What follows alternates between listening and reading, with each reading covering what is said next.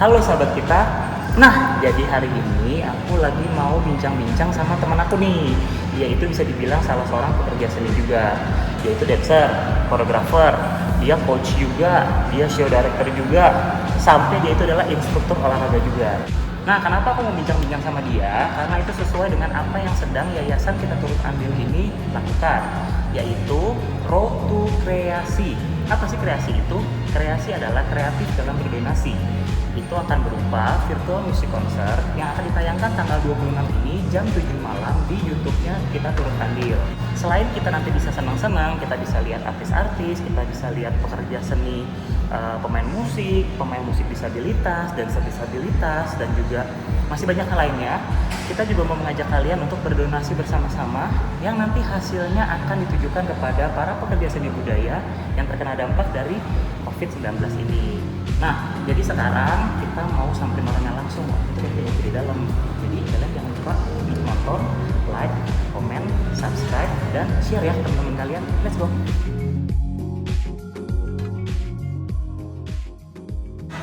Nah, jadi sahabat kita nggak perlu lama-lama lagi, kita perkenalkan Sofura Maulida. Silakan memperkenalkan diri. Sorry.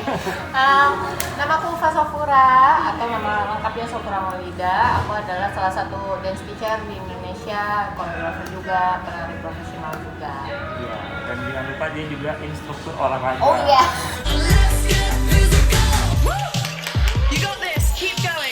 Dia fit dah, pokoknya dah, semuanya dia ini. Ufa, gimana kabar? Baik kak. Sehat kan pasti. Sehat. Terus kesibukannya apa nih sekarang? Kesibukan masih ngajar online aja. Ya karena sekarang masa kayak begini, jadi sekarang beralih ke online semua ya. Betul. Nah, di sini aku mau ngobrol-ngobrol sedikit nih Pe, karena dalam rangka Road to Kreasi, kreatif dalam berdonasi. Jadi itu adalah suatu acara yang lagi dibikin oleh Yayasan Kita Turut Andil untuk nanti tanggal 26 jam 7 malam di YouTube-nya Kita Turut Andil. Nah, kreasi itu adalah kreatif dalam berdonasi. Jadi berupa acara virtual music konser yang selain kita seru-seruan nih bisa nonton, ada penyanyi, ada pemain musik disabilitas, ada dancer disabilitas, ada teman-teman dancer juga dan sebagainya macamnya. Kita juga bisa berdonasi nanti di sana rame-rame untuk para pekerja seni budaya yang terkena dampak dari COVID ini. Gitu. Nah, jadi di sini aku mau nanya-nanya karena Ufa kan juga sebagai salah satu pekerja seni. Oke, yang pertama. Udah berapa lama sih Ufa di dunia seni? Di dunia seni aku mulai 2006, tapi aku mulai dari lomba-lomba nari ya. Berarti sampai sekarang tuh udah 14 tahun. Oh, lama ya. Lumayan. Senior ya? Enggak, masih muda tapi Senior tapi berwajah muda, kayak gitu. Oke, terus aku mau nanya, apa sih arti seni buat seorang Ufa? Arti seni menurutku itu ekspresi diri. Cara aku mengekspresikan diri aku lewat kegiatan seni, terutama tariannya. Jadi aku menciptakan koreografi itu biasanya itu adalah curahan hati aku. Bercerita curhat lewat Curhat gerak, lewat ya. gerak. Oke. Apa sih yang membuat Ufa masih menekuni dunia seni sampai sekarang dan ada kepikiran nggak untuk berhenti? Kalau untuk berhenti sih enggak ya. Kalau capek mungkin pernah capek kayak jenuh gitu, tapi berhenti sama sekali tidak kepikiran karena menari itu menurut aku ya selain mengekspresikan seni dan sekarang akhirnya menjadi mata pencaharianku juga. Jadi sepertinya aku tidak bisa lepas dari itu dan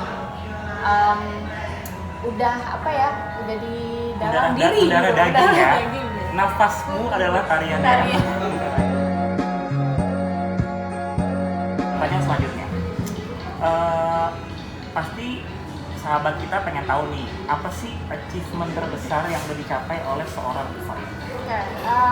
Ngomongin achievement tuh aku agak bingung ya, soalnya ada Terlalu dua. banyak ya? Terlalu banyak ya? Terlalu banyak. Gitu. Bener. Ada dua, maksudnya yang memang formal, Yes. maksudnya yang achievement kayak piala atau apalah Ya, sertifikat. betul. Ada juga yang menurutku achievement buat pribadi diri aku sendiri. Kalau yang formal, menurutku sih yang bisa membawa aku ke sekarang itu adalah Waktu itu 2014 aku, 2012, tapi berangkatnya 2014. 2012 aku memenangkan suatu kompetisi yang akhirnya aku dapat beasiswa dan sponsor untuk menyalurkan passion aku. Jadi dibiayai aku ke Urban Dance Camp di Jerman waktu itu sebulan. Dan itu sih menurutku yang akhirnya membawa aku konsisten sampai sekarang gitu. Dan setelah itu pun akhirnya aku mendapatkan achievement buat aku pribadi sendiri. Aku bisa nabung, akhirnya aku concern, aku mendalami tari, aku nabung sekian tahun-tahun sampai akhirnya aku bisa ke Amerika dengan tabunganku sendiri, ikut program juga 3 bulan gitu. Dan setelah dari Amerika akhirnya aku dapat achievement lagi, sampai yang aku rasakan hari ini adalah aku bisa membuat yang lain juga semangat, dan akhirnya mereka juga makin semangat untuk mungkin kalau ada kelas di luar mereka ikutan, terus di YouTube atau di sosial media semuanya impactnya lumayan positif yang aku rasain. Jadi itu achievement buat aku. Nah, tuh sekali lagi sahabat kita, itu jadi pembuktian adalah kalau dari dance itu tuh kalian bisa menghasilkan. Buktinya Ufa bisa menabung sekian tahun, dia kurangin jajan mungkin ya Pak? Pasti.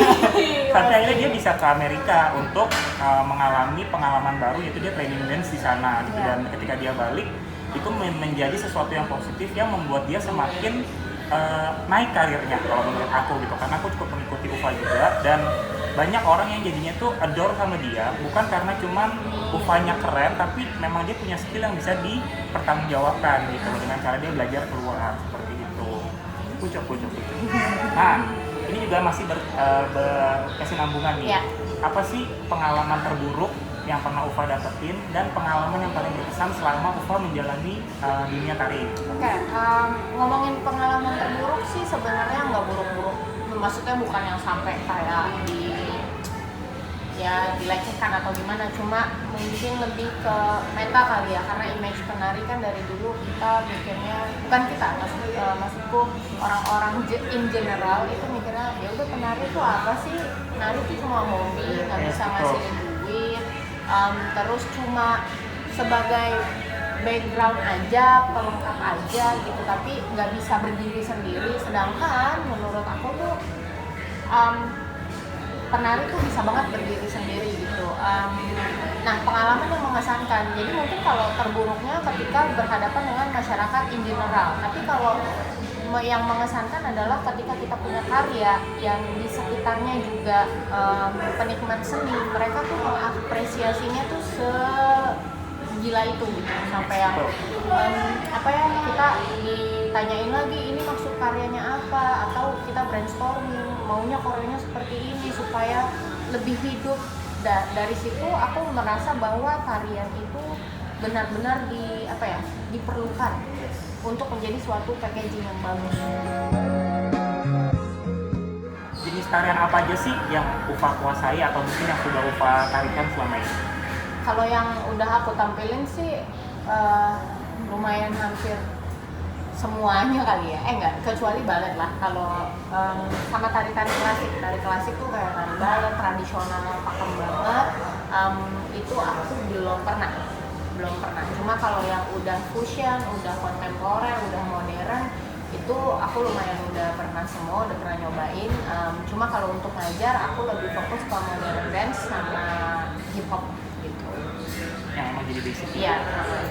Karena memang sebenarnya sih sebagai pekerja seni, terutama kita penari, kita minimal harus tahu lah ya. Iya, Mungkin nggak jago-jago banget, tapi kalau klien nanti misalnya gitu, Ufa mau tarian ini, seenggaknya Ufa tahu gitu. Jadi dan nggak asal bikin koreonya kan, karena kita harus tahu ada sejarahnya, ada apa sih istilah dalam dance-nya, basicnya itu yang paling penting. Iya, terus menurut aku tuh semua genre tarian tuh punya kelebihan masing-masing. Ya, jadi itu yang aku selalu bilang ke murid-murid aku, terutama jangan pernah berhenti untuk belajar genre tarian lain, karena kita harus bisa mengapresiasi segala jenis tarian, karena semua tarian tuh punya keunikannya masing-masing.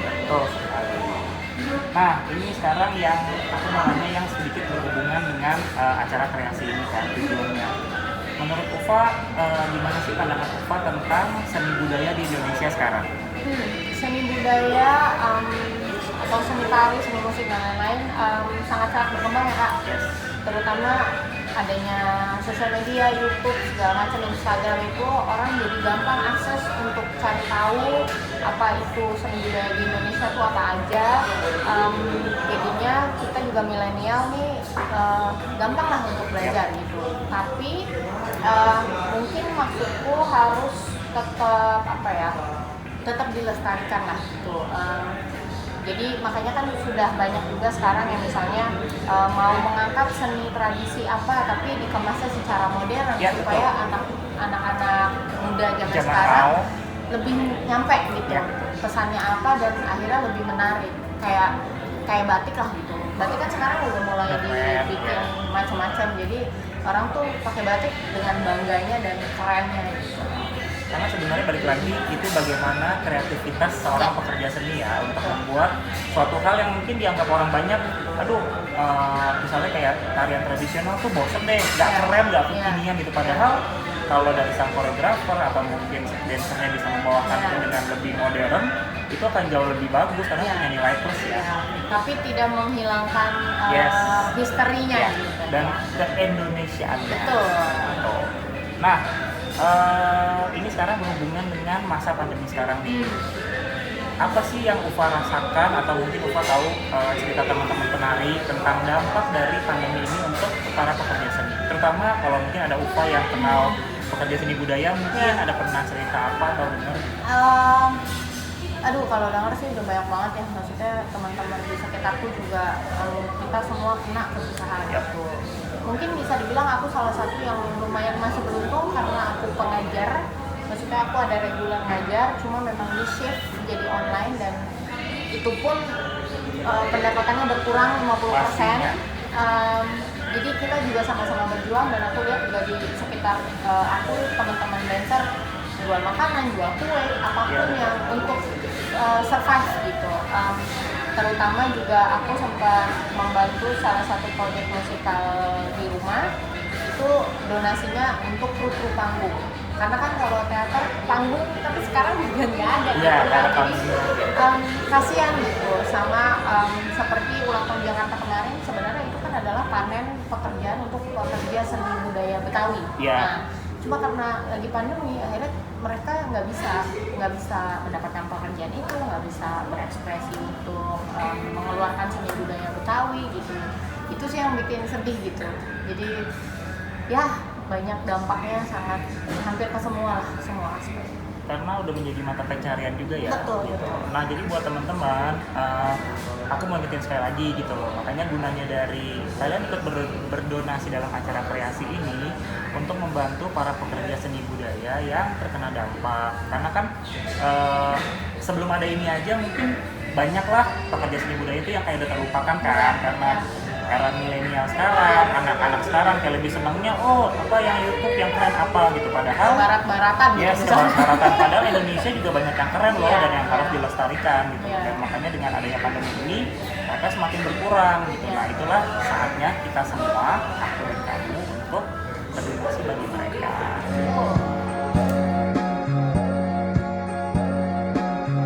Oke, nah sekarang tadi Ufa udah dengar sedikit kan tentang acara kreasi itu apa gitu. Nah, gimana sih menurut Ufa tentang acara semacam kreasi? Aku cuma mau bilang kalian keren banget yang bikin acara ini, karena memang ini yang kita butuhkan, apalagi pas pandemi kita butuh support, bukan hanya sekedar materi tapi support juga bagaimana memotivasi orang-orang untuk tetap semangat melestarikan budaya, untuk tetap semangat mengekspresikan diri dari seni gitu. Jadi sangat-sangat berterima kasih. Jangan lupa yang lain tetap ikutan berdonasi, bukan hanya materi aja ya.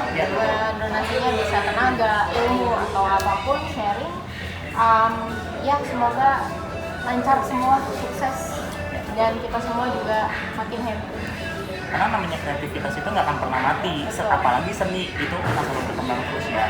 Dan yang terakhir nih, apa sih harapan Ufa tentang seni budaya di Indonesia? Harapanku terutama di pandemi ini ya, untuk pelaku seni budaya, untuk seni budayanya sendiri aku berharap masih tetap berkembang, masih bisa tetap berkembang karena seni itu akan terus berkembang. Untuk para pelakunya, aku cuma mau bilang tetap semangat, sabar, bagaimanapun kita harus survive, jangan jangan motivasinya jangan turun, harus tetap semangat mengekspresikan diri dan ya seperti kata almarhumnya Krisya, badai pasti berlalu.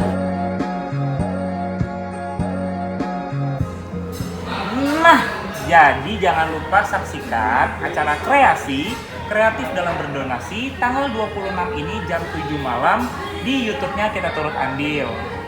Ingat, selain kita bisa bersenang-senang bareng, kita bisa fun bareng, kita juga bisa berdonasi bareng. Gitu. Kalau bukan kita, siapa lagi? Kalau bukan sekarang, kapan lagi? Karena kita, aku dan kamu. Bye-bye.